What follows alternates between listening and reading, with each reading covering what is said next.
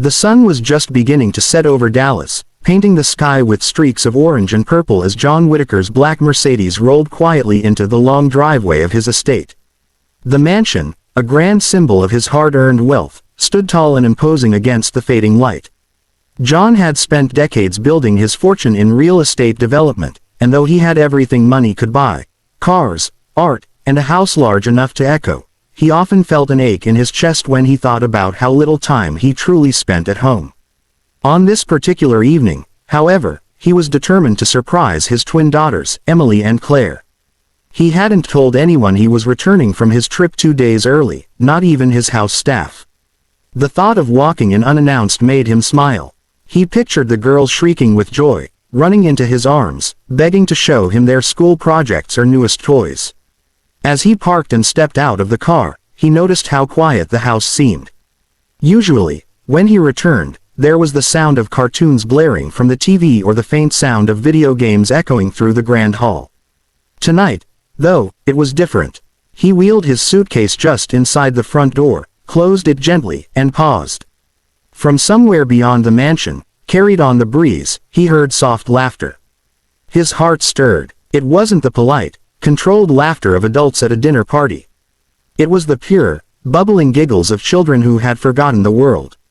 Drawn like a moth to a flame, John followed the sound.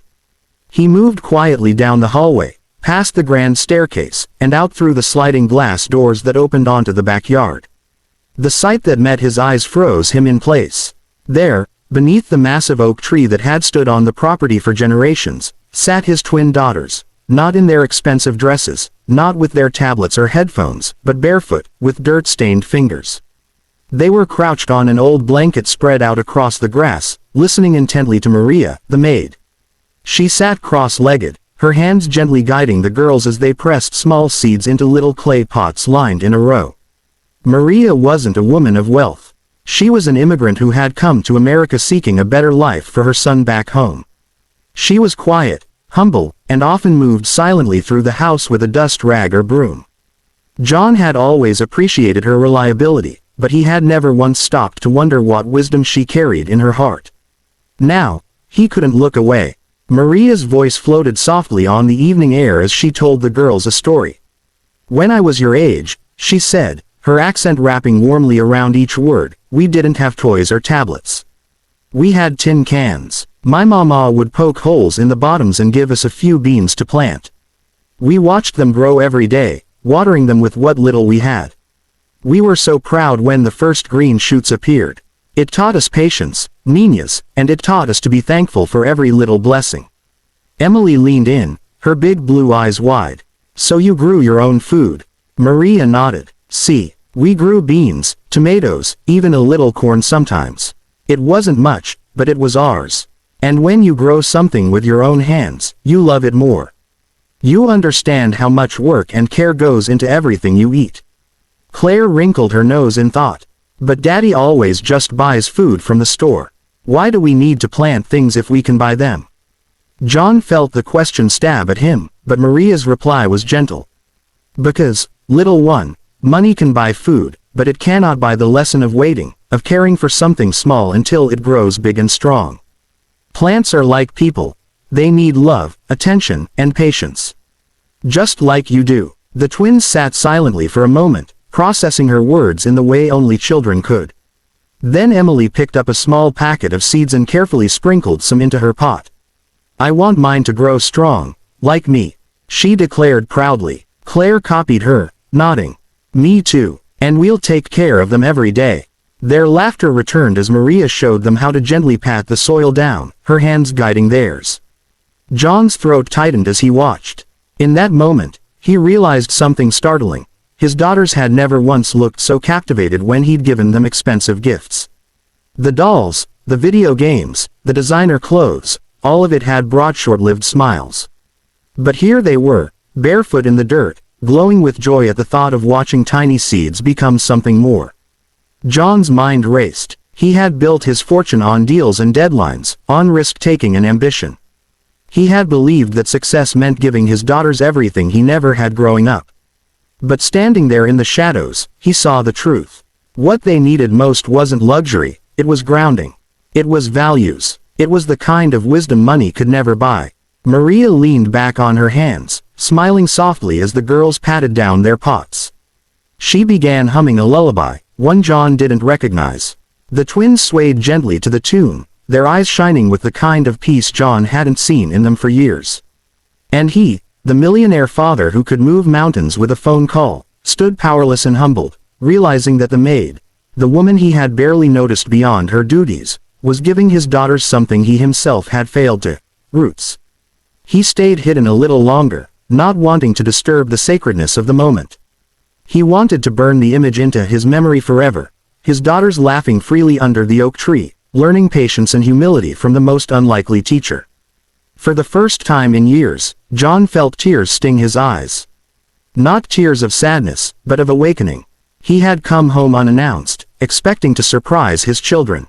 Instead, he had been surprised himself, by the quiet power of love, wisdom, and the lessons planted like seeds in the soil of his daughters' hearts. Dash dash dash. John cleared his throat softly as he stepped out from the shadow of the oak tree. The sound startled the twins, who immediately jumped to their feet. "Daddy!" Emily squealed, racing toward him. Claire followed, her little hands still covered in soil. They threw themselves into his arms, nearly knocking him backward. John chuckled, hugging them tightly, though his throat ached with unshed emotion. "You're home early," Claire said breathlessly, her bright eyes sparkling. "We were just planting seeds with Maria. Look, Daddy." She tugged at his sleeve and pulled him toward the blanket. John let himself be led, his gaze falling on the neat row of small clay pots. Each was filled with soil, carefully pressed down by tiny fingers. A little watering can sat nearby, half empty. His daughter's shoes lay abandoned at the edge of the blanket, their socks tossed aside. It was messy. It was unpolished. It was beautiful. Maria stood to the side, her hands nervously twisting the hem of her apron. She looked unsure, as though she had been caught trespassing on a line she should not have crossed. "Senor Whitaker," she said softly, lowering her eyes.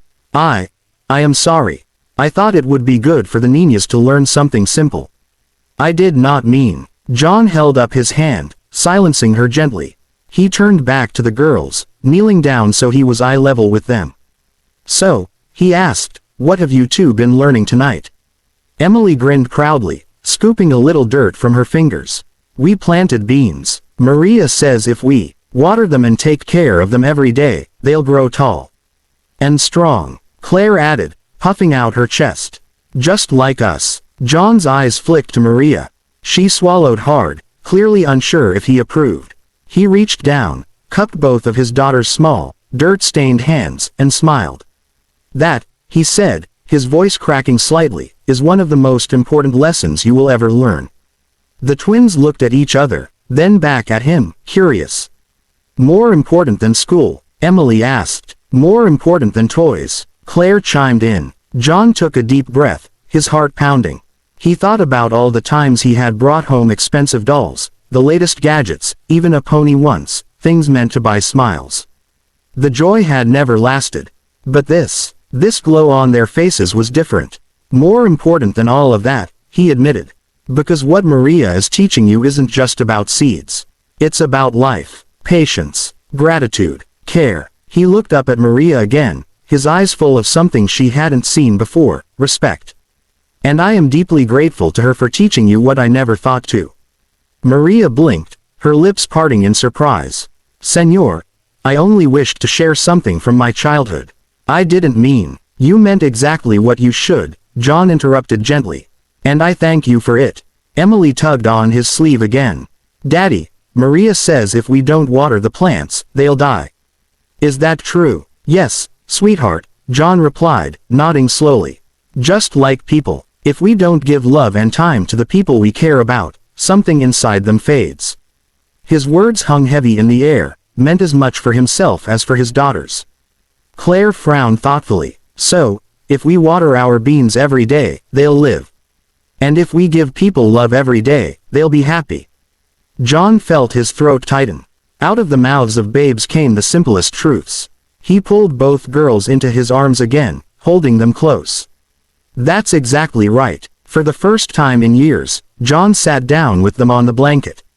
His expensive suit pressed into the soil, but he didn't care. He picked up a spare pot and packet of seeds, glancing at Maria with a smile that asked silently if he was doing it right. She nodded, her eyes glistening with emotion. "Si, senor. Just place them gently. Not too deep, not too shallow. Like caring for little hearts."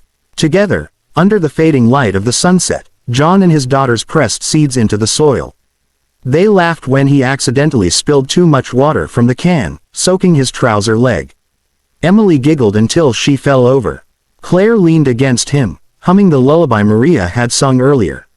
Maria watched quietly, her heart full. She had always done her job silently, never daring to step outside her role. But tonight, she saw something shift. The millionaire she worked for wasn't looking down at her anymore. He was sitting in the dirt beside her, learning the same lesson she had once learned as a child. When the stars began to appear, John carried the sleepy twins inside, tucking them into bed himself, a rare act that felt both new and overdue. He kissed their foreheads and promised them they would water the plants together every morning before school. Their eyes fluttered closed, smiling. Later, as the house grew quiet, John found Maria in the kitchen washing the little clay pots they hadn't used. He stepped inside, his voice low but steady. "Maria," he said, "I've given you a paycheck for years. But tonight, I realized I owe you something far greater. You've given my daughters values that I forgot to teach them. You've reminded me what really matters." Maria lowered her gaze humbly. "Senor Whitaker, I only did what my own mama did for me." John shook his head, emotion swelling in his chest. "No, Maria, you've done what money never could. You've given my girls roots." She looked up then, her eyes shimmering with gratitude and disbelief. John extended his hand, not as an employer, but as a man acknowledging an equal. She hesitated, then took it. From that night forward, John's mansion felt less like a showpiece and more like a home. The twin girls watered their pots daily, cheering when the first green shoots appeared. They began to eat dinner together at the table instead of in separate rooms. And on weekends, John joined them and Maria in the garden, where they dug their hands into the soil, planting not just seeds, but values that would last a lifetime. Moral: true wealth isn't found in possessions or bank accounts. It is measured in the love we give, the values we pass on, and the roots we help others grow.